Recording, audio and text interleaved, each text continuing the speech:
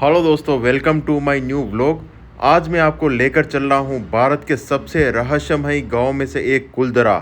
राजस्थान के जैसलमेर में सुनहरी रेतों के बीच बसा एक गांव, जहां 200 साल पहले एक ही रात में पूरा गांव खाली हो गया। ना कोई लड़ाई हुई, ना कोई आपदा आई, पर आज भी लोग कहते हैं कि यहाँ रुकना मना है। आइए जानते हैं कि क्यों इसे भूतिया गांव कहा जाता है और क्या आज भी यहाँ कुछ है जो हमारी आंखों से छुपा हुआ है। हम आपको आगे बताएंगे यहाँ की पूरी कहानी। कुलधरा जैसलमेर शहर से 18 किलोमीटर और सम से 37 किलोमीटर है, और जो जैसलमेर से सम का रास्ता जाता है उसी के बीच में अपने को रोड से ये टर्न लेना पड़ता है, और यहाँ के सिंगल रोड है। यहीं पे जो है कुलधरा गांव का रास्ता है। और आसपास में देखिए, कुलधरा गांव के पहले एक ऐसे गांव आते हैं, ये कुलधरा का एरिया ही है, और यहाँ पे पूरा ग्रामीण एरिया ही है। उसके अंदर रोड जा रहा है, अच्छा रोड बना हुआ है, और ये सीधा रोड जा रहा है कुलधरा विलेज के वहाँ पे। अभी वहाँ पे आके लेके चलता हूँ मैं। और सामने देखिए, ये जो गेट आ गया, ये कुलधरा विलेज का गेट है। यहीं से एंट्री टिकट है, और उसके बाद में हमें अंदर जाना होगा। तो देखते हैं यहाँ पे आने के बाद में कैसे क्या है। यहाँ पे ये सुंदर सा तालाब, जो गेट बना हुआ है कुलधरा का, उसके बाहर का नज़ारा है। और जो आप मेरी बाउंड्री देख रहे हो, इसके अंदर पूरा का पूरा गांव बसे हुए हैं। दोस्तों, अभी हम आ चुके हैं कुलधरा गांव में, और भैया मिले हैं। भैया से हमने कहा कि पानी की बोतल दो, पर ये बोले यहाँ पे तो ये पानी चलता है। तो भैया ने लोटा भर के अच्छा सा अपना पानी दिया है, और पानी पी के हम आगे का देखते हैं। तो आसपास में क्या है, गाँव में क्या देखते हैं? बस ये सब विशेष तो नहीं। आज तक जो गांव गायब हुआ उसका अभी तरह से पता नहीं चला है। बासा मिले हमें। बासा, राम राम। राम राम जी। ये कौन सा गांव है अंदर? जी ये गांव कुलधरा है। कुलधरा गांव फाइनली हम पहुंच चुके हैं। हम अभी जैसलमेर में, और जैसलमेर में कुलधरा हेरिटेज विलेज है। ये एंट्री गेट लगा हुआ है। इसके अंदर 1.5-2-3 किलोमीटर तक बड़ा सा गांव फैला हुआ है, वो हम देखने जाने वाले हैं। तो क्या क्या अंदर देखने का कुछ है अंदर? ये पुरानी नगरी है। पुरानी नगरी है। अच्छा अच्छा अच्छा। आप यूट्यूब खोलना, आपको बहुत आएंगे, हम आएंगे आपके मोबाइल पे। अच्छा, आप भी आओगे क्या इसमें? बिल्कुल। आपका नाम क्या है? आपका नाम क्या है? बिल्कुल आएंगे, बिल्कुल आएंगे। आपका नाम? मेरे नाम सुमार राम है। अच्छा, कहाँ के हो आप? प्रॉपर यहीं के हो? मेरी जन्मभूमि से कुलधरा। अच्छा, कुलधरा से। तो आप आपने कहाँ से? उदयपुर मेवाड़ से। उदयपुर मेवाड़ से। हाँ, उदयपुर मीराबाई के देश। बिल्कुल बिल्कुल, मीराबाई। और मैं 3 महीना उदयपुर में रह के हाँ, आया। उदयपुर अपने महाराणा प्रताप सिंह जी, अपने चेतक घोड़ा महाराणा प्रताप जी। हमारे दादाजी साथ दिया था पूंजाराम जी ने। अच्छा, पूजाराम जी ने आपके साथ में दिया था? महाराणा प्रताप के साथ में। कुलधरा विलेज का बाहर का जो गेट है, एंट्री है, कुछ इस तरह की है। और ये सामने बोर्ड लगा हुआ है कुलधरा गांव का, एक पुरातात्विक स्थल। और ये मेन एंट्री है। एंट्री से अंदर जाके हम पूरी डिटेल आपको बताएंगे। दोस्तों, यहाँ कुलधरा विलेज में जाने के लिए एंट्री फीस लगता है। पर पर्सन कितना है? 30 रुपया। 30 रुपया पर पर्सन का है। और गाड़ी का 50 रुपया। कोई सी भी गाड़ी हो? कोई सी भी हो। चलो, टिकट हमने ले लिया है, 2 ले लिए हमने, और हम बाइक लेके अंदर जाने वाले हैं। जाके अंदर आपको नज़ारा बताएंगे। तो अभी हम जा रहे हैं कुलधरा विलेज के अंदर। एंट्री पास हमने ले लिया है। अब बाइक लेके हम अंदर का नज़ारा बताएंगे कि क्या है। इस तरह की है, आप देख सकते हो, कच्ची है, पत्थर की रोड बना रखी है। और इन्होंने बताया कि काफ़ी आगे फिर वो सारी चीज़ें आपको देखने को मिलेगी। तो आगे जाके बताते हैं। यहाँ से दोस्तों 2 रास्ते हैं। इधर तो बंद कर रखा है, इस अपन जो सीधा रास्ता जा रहा है उसी रास्ते चलते हैं गांव का। दोस्तों, हम आ चुके हैं कुलधरा विलेज में, और यहाँ की जो कहानी है वो अभी हम जानेंगे एक भाई से। तो आप कहानी देखो, तब तक हम आगे चलते हैं। कहानी पूरी देखना, बहुत ही रोचक और इंटरेस्टिंग कहानी है कुलधरा विलेज की। आप पूरी कहानी पहले देखो, फिर उसके बाद में हम आगे आपको ले चलेंगे इन खंडरों के बीच में मकानों। मेरा नाम है मसूर खान। मैं इस कुलधरा गांव में लोकल गाइड हूँ। आप जहाँ पर आज पधारे हैं, इस जगह का नाम है कुलधारा। ये जो कुलधारा गांव है, ये एक पालीवाल ब्राह्मणों का गांव था। आज से करीबन 200 साल पहले यहाँ पर एक पालीवाल ब्राह्मण जाति के लोग रहा करते थे। वो थे तो ब्राह्मण, वो अपने नाम के आगे पालीवाल इसलिए लगाया करते थे क्योंकि वो जोधपुर साइड एक ज़िला आता है पाली करके, पाली मारवाड़। वो पाली क्षेत्र से आए थे, इसलिए उन्हें पालीवाल ब्राह्मण कहा जाता था। वो पाली से आए थे 1291 में। 1291 में पालीवाल ब्राह्मणों ने जो पूरी जैसलमेर रियासत है, इसके अंदर 84 विलेज का निर्माण किया था। 84 विलेज बसाए थे पालीवाल ब्राह्मणों ने। यहाँ पर क्या है, पानी की आवक होती थी, वहाँ पर लोग बस जाया करते थे। तो पुराने समय में कुल्दरा के पास एक रिवर बहती थी, एक नदी बहती थी। उस नदी का नाम था काक नदी। उस नदी के आस पास इन्होंने 84 विलेज बसाए थे। वो नदी क्या है, जैसलमेर के 50 किलोमीटर के रेडियस में जाती थी। तो जैसलमेर के 50 किलोमीटर के रेडियस में इनके 84 विलेज हुआ करते थे। और कुलधारा गांव का भी नाम ऐसे पड़ा, जैसे 84 विलेज यानी कुल, और एक जो नदी चलती रहती, रिवर बहती रहती, धारा, इसलिए इस गांव का नाम पड़ा कुलधारा। जो क्या 84 विलेज में जो सबसे बड़ा गांव था, एक तरह से जो संपन्न गांव, एक तरह से धन संपत्ति वाला गांव, वो ये कुलधरा गांव हुआ करता था। इस गांव के पास उस समय धन संपत्ति इसलिए हुआ करती थी क्योंकि इनके पास पुराने समय में एक बिजनेस हुआ करता था सिल्क रूट का। तो पहले क्या है, भारत पाकिस्तान बॉर्डर एक होता था, जो चाइना, ईरान, अफगानिस्तान से ट्रेड रहता था, व्यापार होता था। तो इनके पास उस समय धन संपत्ति बढ़ती रही। तो जैसलमेर का जो फोर्ट है, जो सोनार किला है, उसके राजा हुआ करते थे महारावल गज सिंह। तो महारावल गज सिंह ने इस कुलधरा वालों के पास के जैसे धन संपत्ति बढ़ती देखी तो इस गांव के ऊपर टैक्स लगा दिया था। अभी तो हम टैक्सेस बोलते हैं, पहले कर और लगान वसूली बोला जाता था। तो यहाँ पर क्या है, राजा तो लगान वसूली करने आ सकता नहीं था। राजा के आगे एक पावरफुल मिनिस्टर सालम सिंह करके रखा हुआ होता है, जिसकी फोर्ट के नियर में हवेली भी बनी हुई है। तो सालम सिंह क्या है, बहुत ही पावरफुल मिनिस्टर था। इस गांव पर अत्याचार करना, ज़्यादा लगान वसूली करना, परेशान करना, एक तरह से उसका नाम था सालम सिंह। उसे इस गांव वाले जालिम सिंह बुलाते थे क्योंकि उस प्रजा पर बहुत ही जुल्म करता था। तो एक दिन क्या हुआ, सालम सिंह इस कुलधरा गांव में आता है लगान वसूली करने के लिए।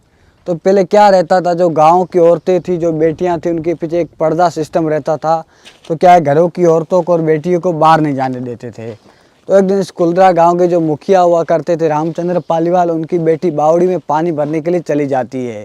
फिर उसे इस गाँव के लड़कियां पानी भरने बावड़ी में चली जाती है। फिर उसे सालम सिंह देख लेता है और वो सालम सिंह अपने सैनिकों से बोलता है कि ये पता लगाओ ये किसकी लड़की है और ये किस गांव की लड़की है। फिर उन सैनिकों ने पता लगाया कि जो कुलधरा गांव के मुखिया हैं रामचंद्र पालीवाल, उनकी ये बेटी है। फिर सालम सिंह इस कुलधरा गांव में आता है और इस कुलधरा गांव के मुखिया से बोलता है कि मैं आपकी बेटी से शादी करना चाहता हूँ। तो ये जो पालीवाल ब्राह्मण जो कम्युनिटी के लोग हैं, आज भी अपनी बेटी अलग कास्ट में नहीं देते, पहले भी नहीं देते थे। उन्होंने कहा हम पालीवाल ब्राह्मण हैं, आप अदर कास्ट क्यों, ऐसे कैसे हम पालीवाल ब्राह्मण लोग आपको बेटी दे सकते हैं, हम आपको ये बेटी नहीं देंगे। तो सालम सिंह ने कहा कि मैं इस गांव पर हमला करके इस लड़की को लेके चला जाऊंगा।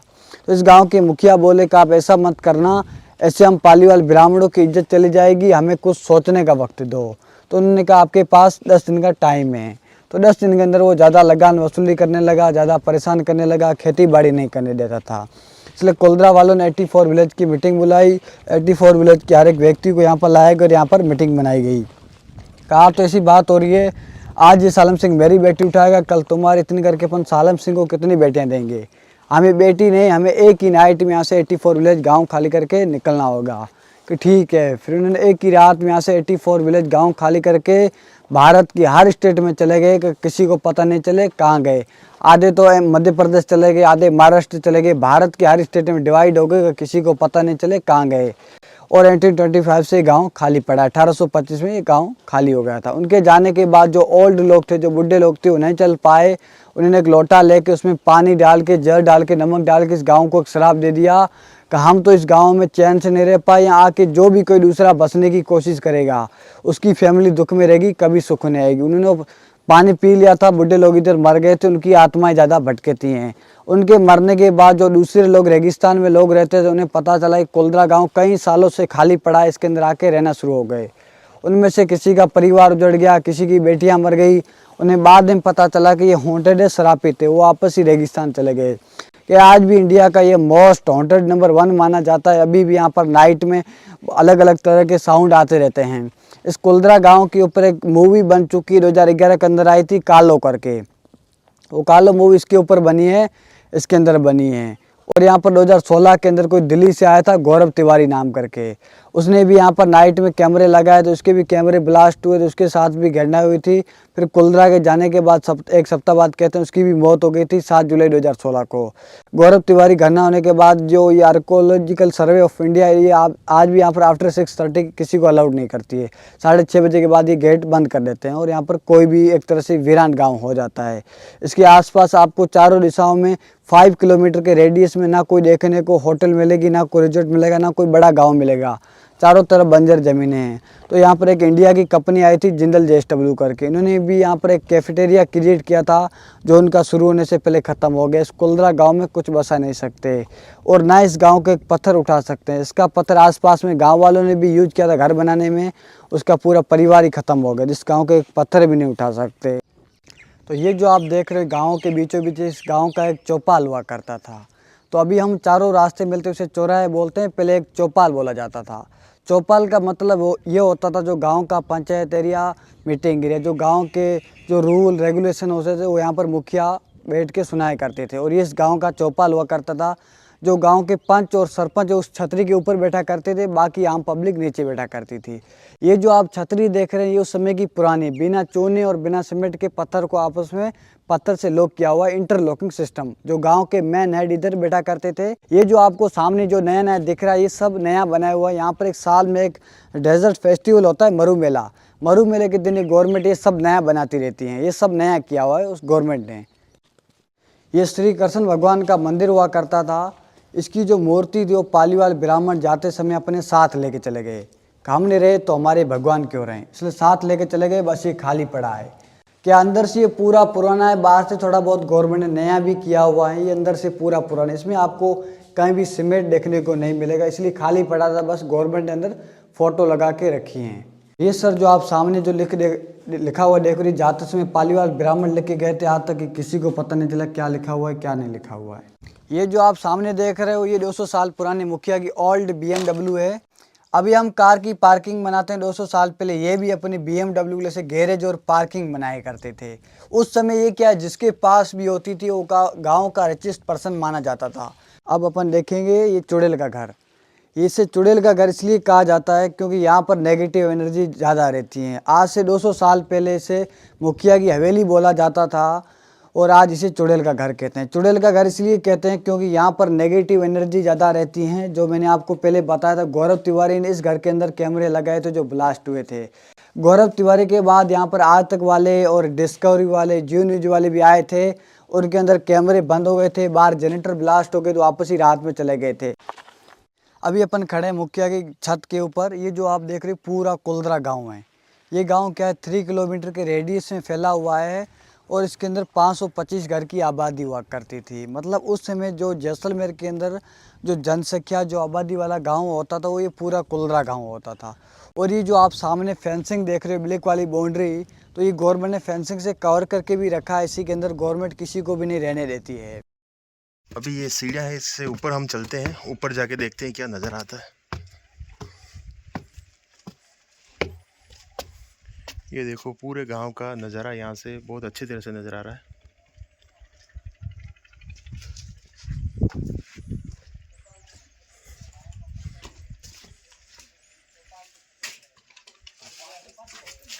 कैसा लग रहा है? थक गए, पूरा गांव घूम घूम के थक गए हम।